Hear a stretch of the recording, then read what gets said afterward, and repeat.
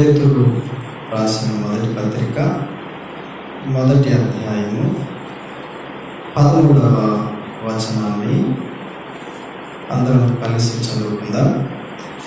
ఇప్పటి వరకు మనం 12 వచనం వెంబడి వచనాన్ని మనం ధ్యానం చేస్తూ వచ్చాం. రాత్రి 13వ వచనాన్ని మనం ధ్యానం కొరకై చదువుకున్నాం. రక్షించబడినటువంటి విశ్వాసులు ఎలా జీవించాలో ఇక్కడ పేతురు గారు తెలియపరుస్తూ వచ్చాడు. మనం 1వ అధ్యాయంలో గమనిస్తూ వచ్చాం. విశ్వాసికి కలిగిన నిరీక్షణ 3వ వచనం నుండి 9 వచనాలు, 10 నుంచి 12 వచనాలు మనకు కలిగిన రక్షణను కూర్చున్నటువంటి సంగతి విషయం ప్రవచనాత్మకంగా పాత నిబంధన లేఖనాలలో వ్రాయబడింది అని గత వారం. దేవుడు మన కొరకు సిద్ధపరిచిన రక్షణ, లేకపోతే మనల్ని ఆయన రక్షించిన విధానాన్ని దేవదూతలు కూడా తొంగి చూడాలని ఆశ కలిగి ఉన్నారు అని. అంటే దేవుడు మానవుని పట్ల తన ప్రేమ ప్రణాళిక, రక్షణ ప్రణాళిక ఎంత ఉన్నతమైనదో మనకు అర్థమవుతుంది. ఇక రక్షణ పొందినటువంటి తరువాత రక్షించబడినటువంటి విశ్వాసం వారు ఎలాగో జీవించాలి. విశ్వాసులు ఎలా జీవించాలి అంటే పత్రికలన్నిటిలో విశ్వాసులు ఎలాగో జీవించాలో వ్రాయబడ్డాయి. పత్రికలు అంటే ఏంటంటే విశ్వాసుల కొరకు వ్రాయబడినవి. పత్రికలన్నీ కూడా దేవుని నమ్మినటువంటి విశ్వాసులమైన మనందరం ఎలా జీవించాలి, ఎలా బ్రతకాలి, ఎలా నడుచుకోవాలి, ఎలా ప్రవర్తించాలి, ఈ విషయాలన్నీ కూడా నేర్పించడం కొరకు, తెలియపరచడం కొరకు, హెచ్చరించడానికి, ప్రోత్సహించడానికి పత్రికలు ఆనాడు దైవజనులు, అపోస్తలు పత్రికలు రాశారు, ఉత్తరాలు రాశారు విశ్వాసుల కొరకు.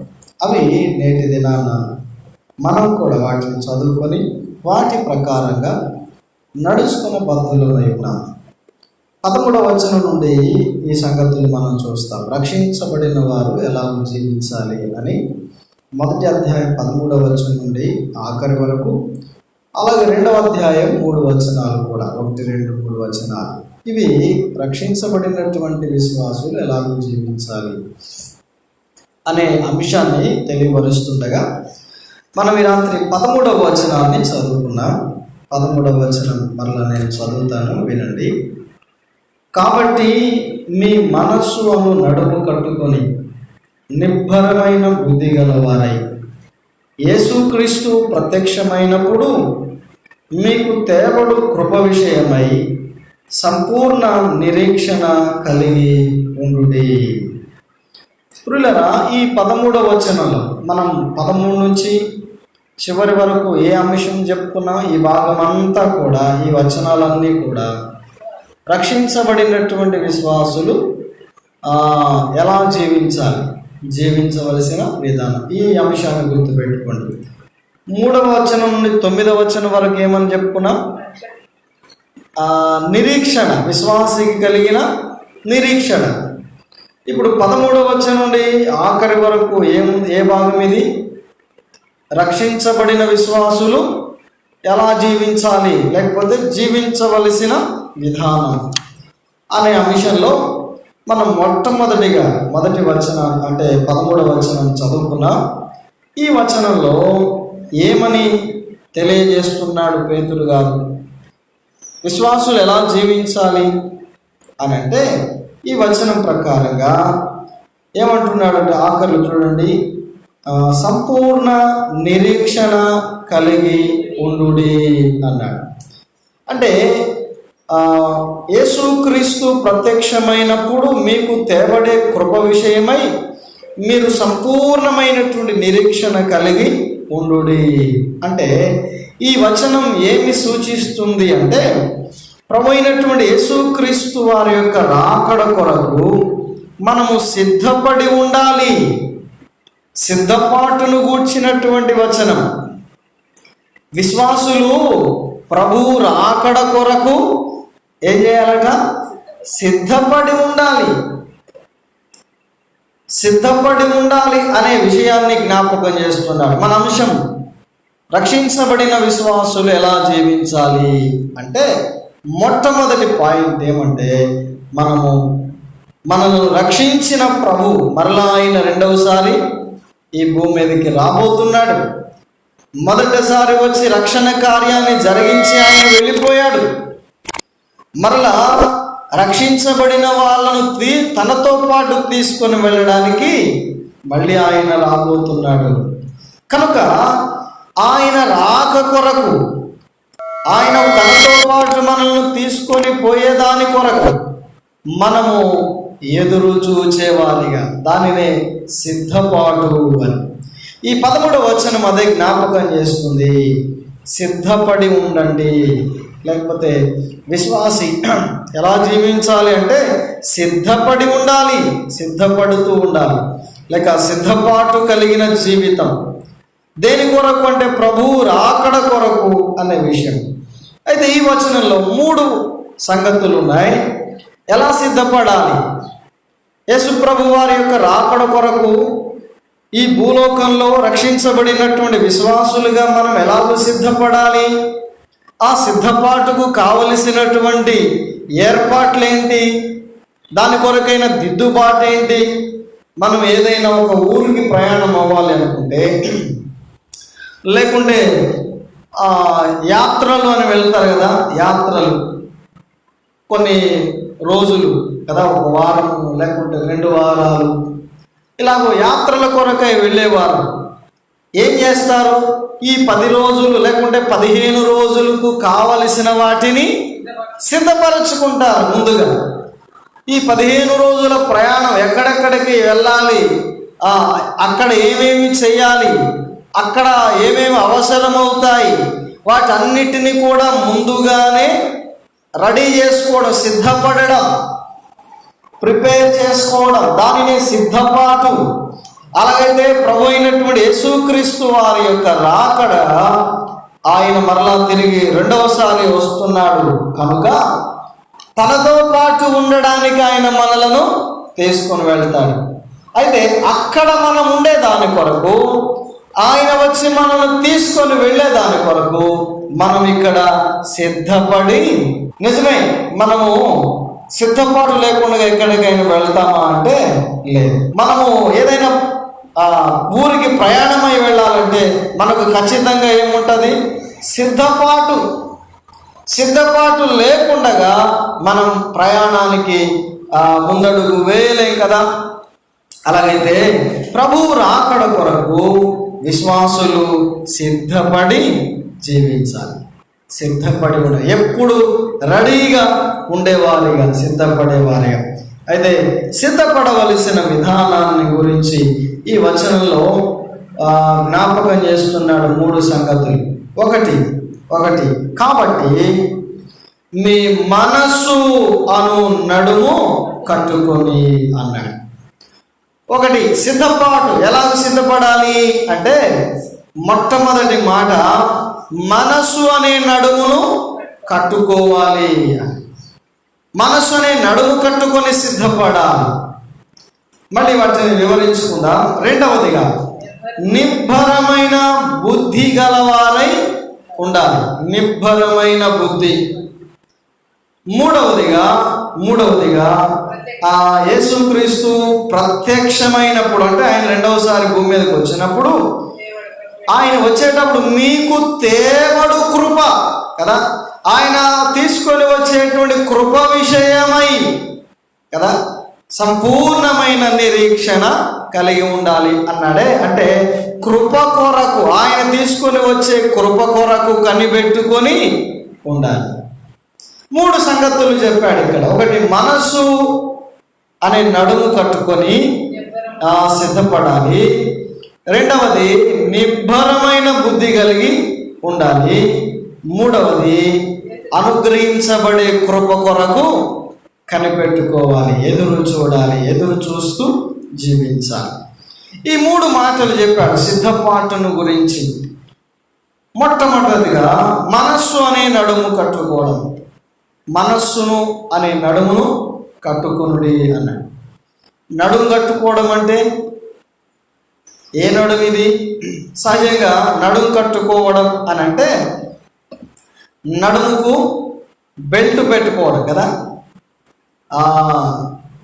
గట్టిగా బిగించి కట్టడం. దేనికి సూచన అది కదా? ఉదాహరణకు అప్పటి వరకు కూర్చొనో లేకపోతే పండుకొనో ఉన్న ఏదైనా ఒక పని చేయడానికి సిద్ధపడినప్పుడు ఏం చేస్తారు కదా? లేచి నడుము కదా, నడుముకు తువాలు కట్టు, పూర్వకాలంలో కదా కండవా కట్టుకునేవాడు. గట్టిగా బిగిస్తే ఇక పని చక్కగా, అంటే దేనిని సూచిస్తుందంటే పని చేయడానికి సిద్ధపాటును, నడుము కట్టుకొనుట, రెడీగా ఉన్నాము అనడానికి. యుద్ధానికి సిద్ధమైన వాళ్ళు కూడా నడుమును నడుమునకు దట్టి కట్టుకొని సిద్ధపాటు. అలాగైతే ప్రభువైన యేసుక్రీస్తు వారి రాకడ కొరకు మనము సిద్ధపడి ఉండే విషయంలో మనస్సు అనే నడుము కట్టుకోవాలి. నడుము కట్టుకోవాలి అంటే ఏ నడుము అంట ఇది? మనస్సు అనే నడుము. చూడండి ఒక మాట, ఎఫెసీ పత్రిక 6వ అధ్యాయం, ఎఫెసీ పత్రిక 6వ అధ్యాయంలో ఈ నడుము కట్టుకోవడానికి గురించి ఉంది.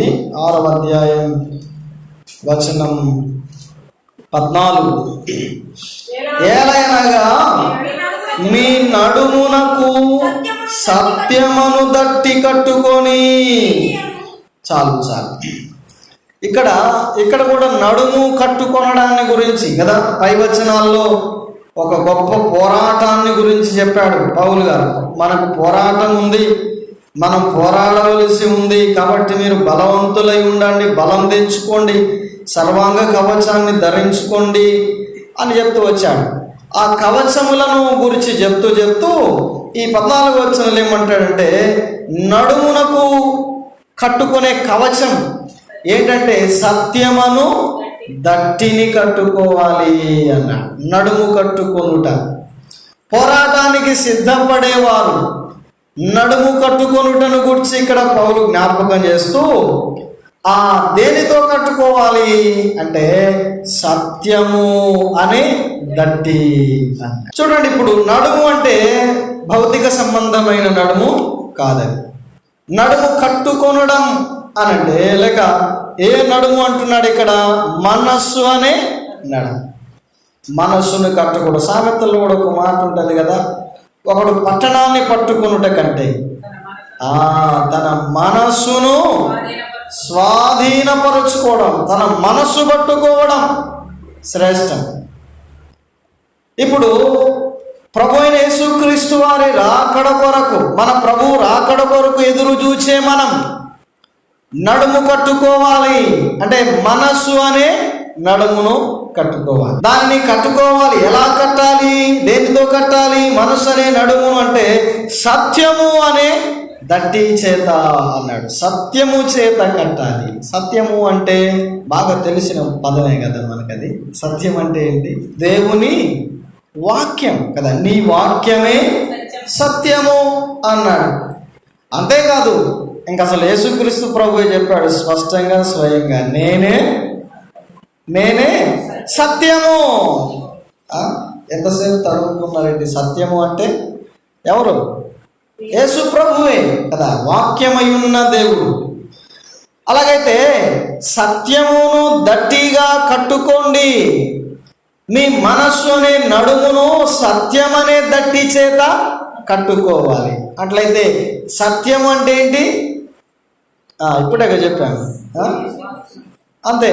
సత్యం అంటే దేవుని వాక్యం, సత్యవాక్యం అనగా యేసుక్రీస్తు ప్రభు. అలాగైతే సత్యవాక్యము చేత మనస్సు అనే నడుమును కట్టుకొని సిద్ధపడాలి. రక్షణ పొందిన విశ్వాసులు ఎలా జీవించాలి అనంటే ప్రభు రాకడ కొరకు కనిపెట్టుకొని జీవించాలి, సిద్ధపడి జీవించాలి. మరి ఎలా సిద్ధపడాలి అనంటే సత్యము అనే వాక్యాన్ని మనస్సు అనే నడుమునకు కట్టుకోవాలి. మనసును నడుమును కట్టుకొనుడి అనగా సత్యం అనే వాక్యము చేత, దట్టి చేత కట్టుకోవాలి. సత్యము అంటే వాక్యం, సత్యం అనగా దేవుని మాట.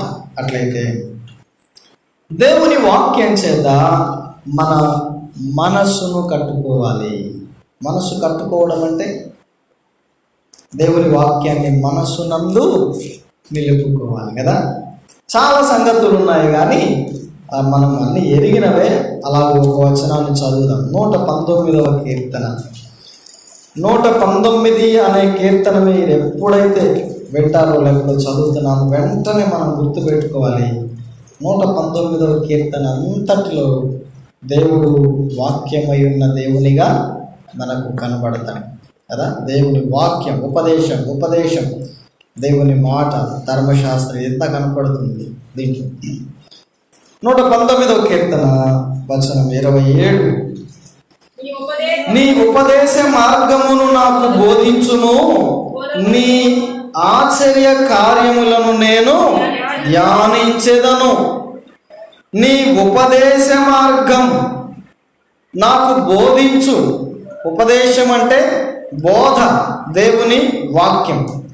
దేవుని వాక్యాన్ని బోధిస్తే ఆశ్చర్య కార్యాలను ధ్యానిస్తాను అంటున్నాడు. నీ వాక్యము నాకు బోధించు, నీ ఉపదేశం నాకు బోధించు. నేను నీ యొక్క ఆశ్చర్య కార్యాలను ధ్యానం చేస్తాను, వాటిని నేను నెమరు వేసుకుంటాను, తలపోసుకుంటాను అని అంటున్నాడు దావీదు. నీ ఉపదేశము నాకు బోధిస్తే, నీ వాక్యమును నాకు బోధిస్తుండగా నేను దానిని నెమరు వేసుకుంటాను, ధ్యానం చేసుకుంటాను. ఎందుకు ఉపదేశాన్ని, దేవుని వాక్యాన్ని ధ్యానం చేసుకోవడం? మనం ఇంతకు ముందు కూడా అనుదినము విశ్వాసి చేయవలసిన పనులు అన్న దాంట్లో ప్రతిదినం వాక్యాన్ని చదవాలి, ధ్యానించాలి అని మనం. మరి ఎందుకు వాక్యాన్ని చదవాలి, ఎందుకు ధ్యానించాలి అంటే అందులో చాలా సంగతులు చెప్పుకున్నాం. అక్కడ మరొక విషయాన్ని ఇక్కడ జ్ఞాపకం చేసుకుందాం. 37వ చరణం. వ్యర్థమైన వాటిని చూడకుండా నా కన్నులు త్రిప్పివేయము, నీ మార్గములలో నడుచుకొనుటకు నన్ను బ్రతికింపుము. ఈ కీర్తన అంతా కూడా వాక్యమే, ఉపదేశం వలన కలుగుతున్న విషయాలు, సంగతులు. ఇక్కడ భక్తుడు జ్ఞాపకం చేస్తూ దావీదు ఏమంటాడంటే, ఎందుకు ఇదిగో నీ వాక్యాన్ని నాకు ఉపదేశాన్ని బోధిస్తే నేను నీ గొప్ప కార్యాలను గూర్చి ధ్యానం చేసుకుంటూ ఉంటాను, చదువుతూ ఉంటాను, ఆలోచన చేస్తూ ఉంటాను. అప్పుడేమవుతుంది అంటే వ్యర్థమైన వాటిని నేను చూడకుండా నా కన్నులు త్రిప్పివేయబడతాయి. వ్యర్థమైన వాటిని, ఈ లోకములో ఉన్నది అంతా వ్యర్థమే. ప్రసంగి అంటాడు కదా, వ్యర్థము వ్యర్థము వ్యర్థము, సూర్యుని క్రింద సమస్తము వ్యర్థం. ఈ లోకములో ఉన్నది అంతయు వ్యర్థము. కనుక వ్యర్థమైన వాటిని చూడకుండా, లోకం వైపు చూడకుండా, లోక ఆశల వైపు చూడకుండగా, లోక సంబంధమైన, పాప సంబంధమైన, శరీర సంబంధమైన వాటి వైపు చూడకుండగా నా కన్నులు త్రిప్పివేయబడినట్లు నేను నీ వాక్యమును మీ మనస్సు అనే నడుము కట్టుకొనుడి. అలాగైతే ప్రభు రాకడ కొరకు సిద్ధపడి ఉండవలసిన మనం ఎలా సిద్ధపడాలి అంటే దేవుని వాక్యము చేత మన మనస్సు అనే నడుమును కట్టుకోవాలి. కట్టుకొనుట కదా అనగా దేవుని వాక్యము చేత మన హృదయాన్ని నింపుకుంటూ, వాక్యాన్ని వింటూ, వాక్యాన్ని ధ్యానం చేసుకుంటూ ఉంటే అప్పుడు మనము ఈ లోకం వైపు చూడకుండా మన కన్నులు త్రిప్పివేయబడదు. గురి వైపే చూచేటట్లుగా, మనం గురి తప్పి ప్రవర్తించకుండగా, గురి యొద్దకే పరుగెత్తేటట్లు కదా. పరుగు పందెంలో పరుగెత్తేవాడు పక్కకు దిక్కులు చూస్తే ఖచ్చితంగా ఏమవుతాడు? పడిపోతాడు, లేకుంటే ఓడిపోతాడు. పక్కన చూడకూడదు, పరుగు పందెంలో పరిగెత్తేవాడు కదా. గురివైపే చూడాలి, గురివైపే చూస్తూ పరుగెత్తాలి. నా పక్కనోడు నాకంటే వేగంగా పరిగెత్తుతున్నాడా, నాకంటే వెనకబడ్డాడా, ఇవన్నీ చూడకూడదు కదా. పరుగెత్తేవాడు తన పరుగును తాను తుదముట్టించే దాని కొరకు గురి వద్దకు పరుగెత్తు. ఆ పరుగు పందెము లాంటిది కదా మన విశ్వాస జీవితం, లోకపు యాత్ర, ప్రయాణం. మనం ప్రయాణం చేస్తున్నాం, పరిగెత్తుతున్నాం గురి వద్దకు, గురి వైపు చూస్తూ. ఎవరు మన గురి? ఎబ్రీ పత్రిక 12వ అధ్యాయం అంటాడు కదా, విశ్వాసమునకు కర్త కొనసాగించువాడైన యేసు వైపు చూచుచు కదా ఓపికతో పరిగెత్తాలి. ఆయన వైపు చూచి, అందుకే ఆయన కొరకు సిద్ధపడే మన ప్రభు అయిన యేసుక్రీస్తు వారి రాకడ కొరకు సిద్ధపడి ఎదురు చూస్తుండగా ఆయన వైపు చూస్తూ ఉంటే ఇంకప్పుడు ఈ లోకం వైపు మనం చూడడానికి మనం ఏదో పని చేస్తూ పరధ్యానంగా ఉంటాం, ఆలోచన చేస్తుంటాం. మనం చూస్తూనే ఉంటాం కళ్ళు తెరిచి గుడ్లు అప్పగించుకొని. వస్తారు, పట్టుకొని వెళ్ళిపోతారు, లేకపోతే ఇంకేదో ఏదో జరిగిపోతుంది. తర్వాత ఏమైంది, ఇక్కడ వస్తూ ఉండాలి కదా ఇట్లాగా అంటే నేను ఇక్కడే కూర్చొని ఉన్నాను, నిద్రపోను కూడా నిద్రపోలేదు అంటే వచ్చి పోయింది కూడా తెలియని పరిస్థితులు ఉంటాయి కొన్నిసార్లు కదా. కొన్నిసార్లు మనం అంటాం మనిషి వచ్చింది కూడా గమనించుకోలేనంత పరధ్యానమును, లేకపోతే ఇంకొకటి కదా. అంటే మనము ప్రభు అయిన యేసుక్రీస్తు వారి వైపు చూస్తుండగా ఇక ఈ లోకములో ఏం జరుగుతుందో, లోకముతో మనకు సంబంధం.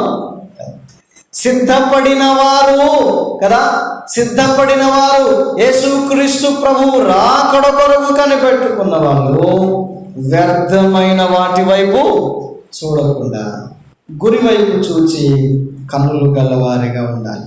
అందుచేత సత్యము అనే వాక్యమును ధ్యానం చేస్తూ దానిని మనసునకు దట్టిగా కట్టుకోవాలి. అందుకని ఏమంటాడు, అలాగూ నీ వాక్యమును సత్యమును దట్టిని మనసుకు కట్టుకుంటే నేను వ్యర్థమైన వాటిని చూడకుండా కన్నులు తిరిపివేయబడతాయి. నీ మార్గములలో నడుచుకొనున్నట్లు నన్ను బ్రతికించును అన్నాడు. అప్పుడేమవుతుంది కదా అంటే అటు ఇటు చూడక, దిక్కులు చూడక, గురి వైపే చూస్తూ నీ మార్గములో నేను ప్రయాణం చేస్తాను. అది భక్తుడు వాపోతున్నాను. మనస్సు అనే నడుము కట్టుకొని ఈ లోకం వైపు, లోక ఆశల వైపు చూడకుండగా గురి అయిన యేసుక్రీస్తునొద్దకు కదా పరుగెత్తగలిగిన వారు, ఆ మార్గములో ప్రయాణం చేసే వారిగా ఉంటాం. ఎప్పుడు అంటే దేవుని వాక్యాన్ని ధ్యానించుకుంటూ కదా, దేవుని వాక్యాన్ని చదువుకుంటూ కదా, దీనిలో మనము లీలమైపోతుండగా మనతో ప్రభువు ఏకమయ్యేటువంటి ఆ దినము కొరకు మనం కనిపెట్టుకోగలుగుతాం. ఎంత చక్కని కృపా భాగ్యం కదా. అవును, అలాగైతే సిద్ధపడాలి అన్నప్పుడు ఎలా సిద్ధపడాలి?